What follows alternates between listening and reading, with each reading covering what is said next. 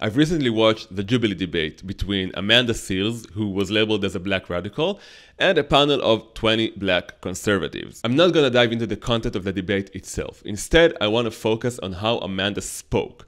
What really stood out to me was the violent and disrespectful way she allowed herself to speak toward the other debaters. Just take a look at this. Black culture is toxic. And let's get on the fact that there's no fathers in the white black culture home. Let's Stop. Who do we You're vote talking for? to a radical, not a Democrat. The radical mind state simply is living opposite to our colonizers, which is an imperialist, capitalist mind state, and radical blacks do not believe that that is any way for us to have liberation. Well, here's So what when you you- all keep no, doing. no, no, no, You just keep give me- interrupting me when Well- I'm talking, and you don't want to hear the But the point that I'm point going to you're- make. the point that And you're yet you want raising- me to respect your point. And that's not how a debate works. If I show you respect, give me the respect back.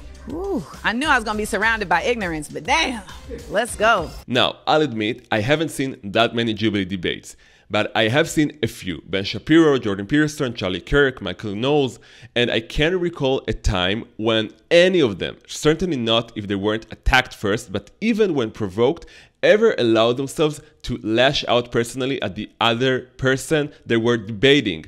Honestly, it's rare even to see them raise their voice. By contrast, Amanda's behavior isn't unusual for people who identify as woke or radical. I've seen the same kind of discourse in debates Shapiro or Kirk have had on college campuses, resorting to name-calling and more broadly using ad hominem attacks going after the person rather than the argument. Now, I'm not saying this only happens on the left. People on the right fall into the same temptation too. It's easy, especially if you don't have your arguments lined up, to replace reasoning with aggression. Thinking is hard, lashing out emotionally is easy. Babies do it all the time because it takes no self-control. But here's the difference. Conservatives generally recognize that losing your temper shows weakness. Progressives, on the other hand, often embrace it. For them, this tactic is deliberate. It's how they approach debate. And why is that? Because many of them don't really believe in free speech or even in objective truth.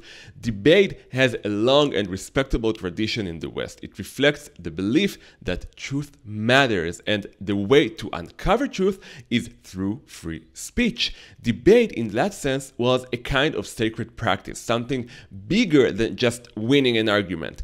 People were guided by the pursuit of truth, and so they were willing to rein in their impulses out of respect for that higher goal. But progressives like Amanda often reject the very idea of objective truth. If there's no truth, then free speech doesn't serve the pursuit of truth. It's just a tool for exercising power in a war of narratives. And in that framework, the question isn't which claim is true, but whose narrative does this serve? According to this view, the narrative of the oppressed is the one that should prevail. So if speech isn't about seeking truth, but about wielding power, then the rules change.